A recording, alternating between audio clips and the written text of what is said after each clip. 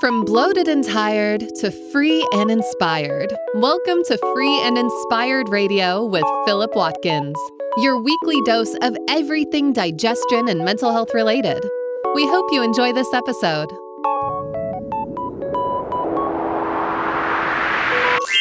Here is your host, Philip Watkins. Yes. Hi there, welcome to another episode of Free and Inspired Radio. I'm your host and naturopathic practitioner, Philip Watkins, and I'm grateful to have you with us today. If you're new to the show, well, the title says it all. It's all about feeling free and inspired and exploring the many different avenues you can take to get there. Whether it's deep dives on digestion and mental health solutions, or guests who offer their own stories and answers, I hope I can be the type of guide you can rely on to unlock the agency you have to reach your own mental and physical competency. Let's get started with what's coming up on today's episode. Coming up on this week's show. In this episode, we address the statement, "I don't know why, but by 3 p.m. I'm ready for a sleep." A very, very common statement. We've all been there. Lunch is over, the afternoon workload is looming, and the clouds in your brain are starting to form. Your brain always gets foggy around this time of day, and just as you feel it on the horizon, the bloating starts. Within a few moments, your eyelids are heavy, and you're ready for a sleep. It must be the 3 p.m. slump. Welcome to episode 10 on Free and Inspired Radio. My name's Philip Watkins. Thank you for joining us for the 10th episode. If you've listened to some of the other episodes, thank you for coming back and listening to this one. If you're new to the show, well, welcome. We're going to be talking about a very common problem in this episode. Why do people get so tired 2 or 3 hours after lunch? It's a very common symptom for a lot of people, the 3 p.m. slump. You just have to see the queues forming at your local coffee spot to get a sense of how many people are silently going through the same thing. And look, I'm no different at times. Hey, everyone thinks that I'm supposed to be some diet Jesus or some perfect specimen. I've had the odd afternoon coffee here and there, knowing that it's surgically going to ruin my deep sleep, but we digress. Managing your micronutrient resources, making the right lunch choices for your gut bacteria, and taking steps to fix your blood sugar can bring summer back to your brain within just a few weeks. And this is what we're going to look at in this episode. Let's get started. So, why does this tend to happen at the same time every day? Well, the answer is simple. Your digestion, your blood sugar levels, and your brain are all responding to the food that you've eaten at lunch. Specifically, the high glycemic carbohydrates in your lunch are inadvertently causing an increase in serotonin production, increasing your melatonin production, making you feel sleepy and tired. Now, this news may not be new, but what is new is that your lunch and diet have a diet high in sugar is now associated with not just brain fog or what's called cognitive impairment, but negative neuroplasticity. Yes, there is such a thing as negative neuroplasticity, anxiety, depression, and addiction. So it puts emotional eating in quite a different context, doesn't it? So let's take a deeper look at what's going on. Why the bloating as well? This is a common thing as well, because not only do people get tired, but they also notice that their bloating gets worse over the course of the day and especially in the afternoon. So why is the bloating there as well? Well, the pathophysiology or reason why the bloating and distension occurs is still actually unknown, unfortunately.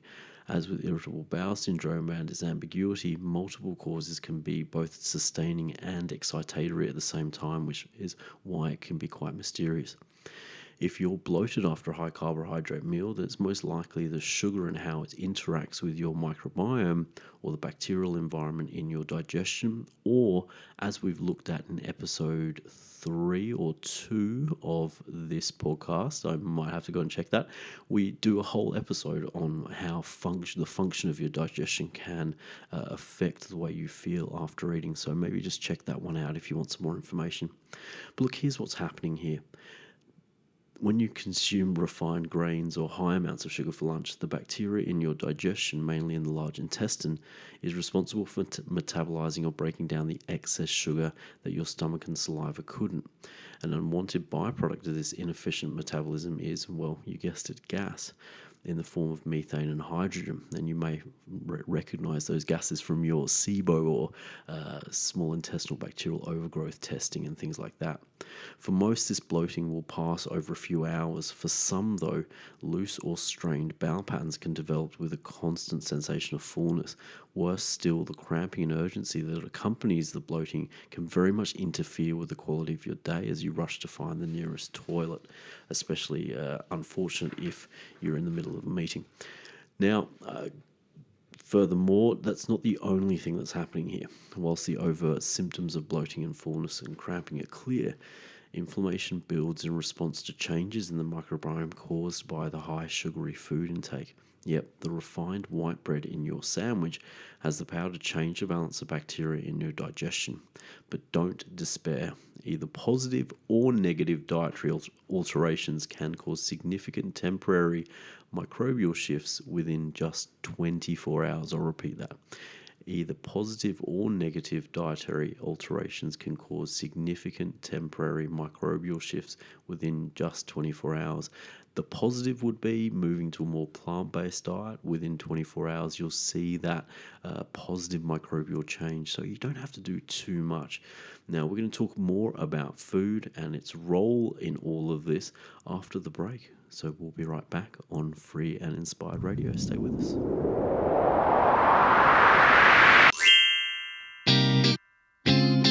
Whew, time to take a break. Are you enjoying this episode of Free and Inspired Radio?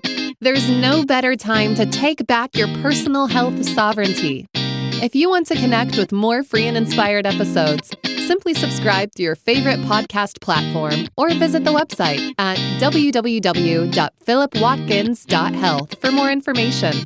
Let's get back to the show.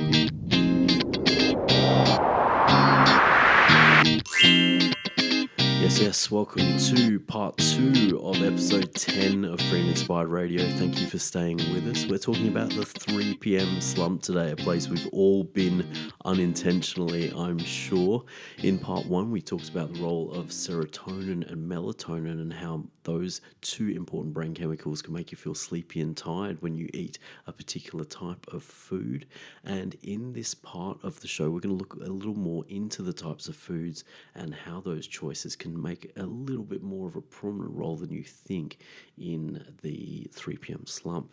Now, if you're an adult, none of this is going to be a surprise. Choosing foods that are healthy for you are probably going to help you with your attention and your focus in the afternoon.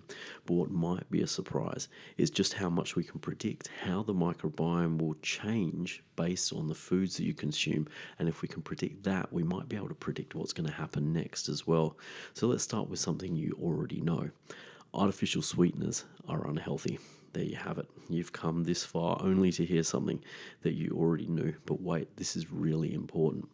Regular consumption of artificial sweeteners have been found to reduce lactobacilli and bifidobacterium, commonly seen probiotic strains that have documented health benefits when it comes to the immune system, but also more serious conditions like inflammatory bowel disease. And if you're new to IBD or inflammatory bowel disease, the common ones are ulcerative colitis and Crohn's disease as well.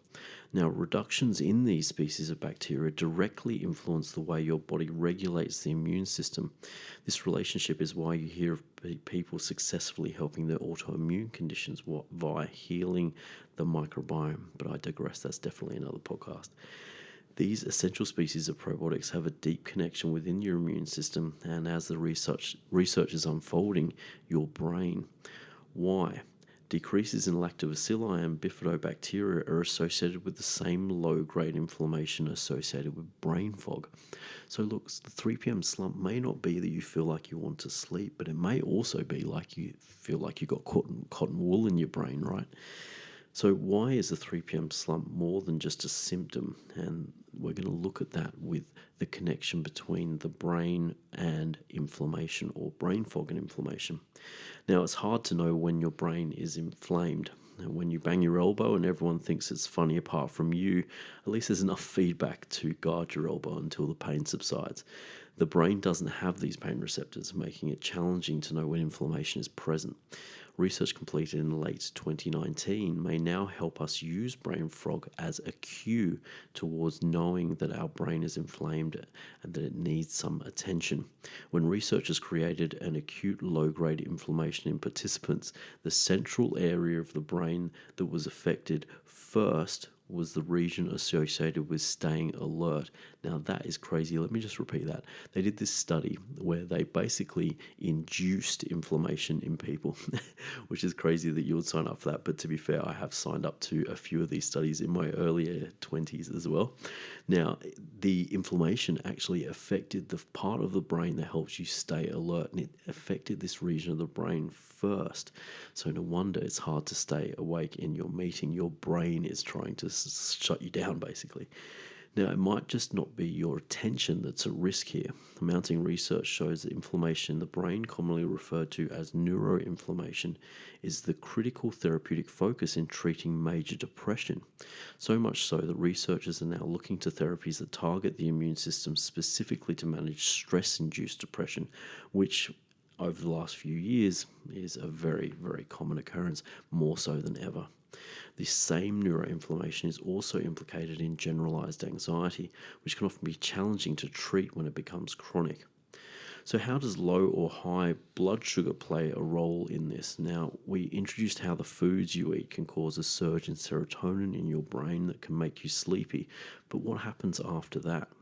So have you ever had a time where between 3 or 4 o'clock you've been out for the count and then all of a sudden you're full of energy and can't calm down? Well, this is where your hormones come in. A triad of hormones, cortisol, norepinephrine, and epinephrine, are all involved in ensuring your blood sugar level doesn't deviate too much. Now let's explain their role within an analogy, one of my favorite things to do. Now there's a car coming, and if you live locally in Hong Kong, you'll know this a little more acutely than others. There's a car coming and you're being whisked away by that favourite song in your headphones and you've just crossed the street anyway. The car sounds the horn, scares the bejesus out of you, and you jump out of the way, just in the nick of time. That increased heart rate and respiratory rate are complements of the same triad of hormones. They just saved your life. And this exact life-saving action is what they are supposed to do, or at least purposed to do. Now, when your blood sugar goes down, epinephrine, norepinephrine, and cortisol all work together to release stored glucose into the bloodstream to bring your blood sugar back to normal in response naturally. It's a survival mechanism to counter the effects of potential starvation.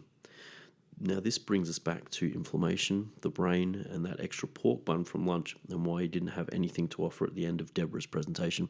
Sorry, Deborah, I have nothing to add. Research suggests that when people consume less sugar, the inflammation measured in their blood comes down, and this is the first thing to look at when you're looking at curing the 3 p.m. slump. First, though, I'm going to give you an easy way to fix it now. So, introducing the quick solution to the 3 p.m. slump for most people. Let's face it, coffee, chocolate, or that mini can of Coke are all easy and pleasurable solutions. And if you've gotten this far in the article and you want to stick with them, hey, I'm not going to be dark on you for that, that's fine. If you are like many of my patients who would love this afternoon madness to end, then the solution may be just as quick and straightforward as simple B-complex supplement. Is that all? It kind of seems benign, doesn't it? Just a simple B-complex that you can get off most shelves in most pharmacies or health food stores. One of the first prescriptions the majority of my patients actually receive is a well-tolerated methylated B-complex. Many people don't know that this group of friends in a capsule plays a significant role in breaking down the burger that you had at lunch and turning the carbohydrates into the same energy that you need at 3 p.m. There are almost 10 different transactions between carbohydrates and cellular energy, or ATP, and just one B-complex capsule straight after lunch can provide you with the nutritional currency required to pay for all of those transactions. And if you're new to nutrition as currency, then you can listen to episode 8 of this podcast, and I introduce nutrition as currency, and this is a really prime example. Your B vitamins are going to pay your way out of the 3 p.m. slump. 1 capsule after lunch, nice and easy. Not only that, but they also play an essential role in the management of your brain chemicals like serotonin, which we've mentioned before, helping that brain fog lift, giving you the strength you need to survive that meeting with Steve. I don't want to have to take supplements all the time though. That's a common thing that I often hear from my patients, and look, I agree. But some more profound work is required to end the 3 p.m. slump for good, along with the associated digestive distress if that's you. When fatigue sets in, especially when there are no clear reasons why, the thought of engaging in the dietary alterations and releasing the crutches that help you get through your day can be daunting. If you aren't ready to be brave just yet, try the B complex first and see how you go. Suppose you are ready to be brave, then cut out refined sugar. Just remember, literally 5 minutes ago, we talked about how artificial sugars and sweeteners really just destroy some of these really prominent probiotic species in your digestion. That just leads to a cascade of bad vibes for you, especially when it comes to your ability to stay alert and these types of things. So look, refined grains, refined sugar, any other form of added or artificial sugar from your diet, that should all end. Now, public service announcement. This should not be construed as advice to go on a low carbohydrate diet. I repeat, this is not an invitation to go on a low carbohydrate diet. I did not just tell you the carbs are bad. I told you that refined sugar and grains and other forms of artificial sugars may not be desirable for you. So please do not go and throw yourself on a low carb diet. But there's a happy balance here. So keeping your choices to protein, 3 different vegetables and some salad greens for breakfast. Yep, you read it right. Lunch, dinner for 21 days is a great start. This is if you're feeling brave. So just take a break from your favorite maple syrup flavored granola and just see how you feel 3 weeks and see whether or not that makes the difference. I've also had patients who have come in and said, I've tried that and it didn't work. Well, look, sometimes the simple changes don't work, and it can be a little disenchanting when that happens. But this might mean it's time to get someone on your team to help, and that could be me. Or it could be your friendly neighborhood Spider-Man or naturopath. It's that time of the year where Marvel's taking over.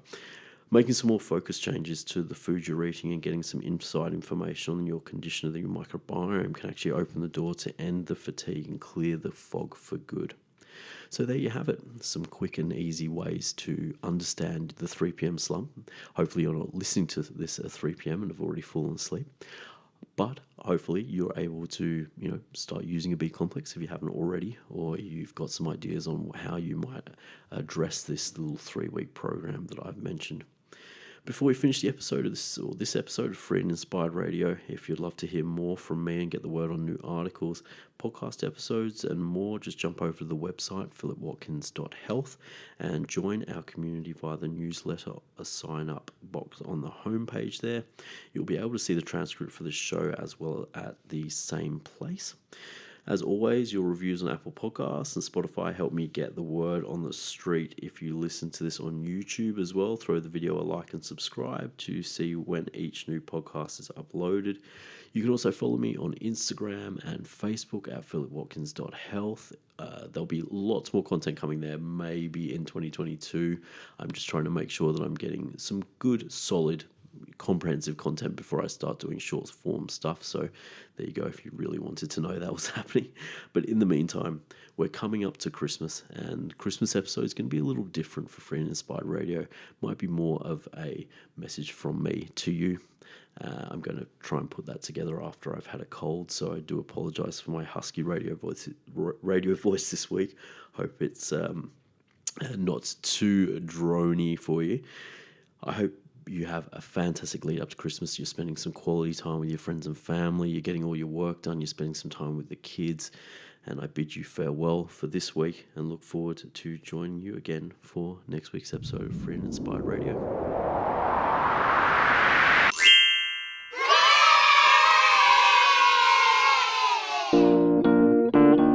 Oh my gosh, you made it to the end. This show is all about you, and we hope you finished this episode feeling one step closer to feeling free and inspired.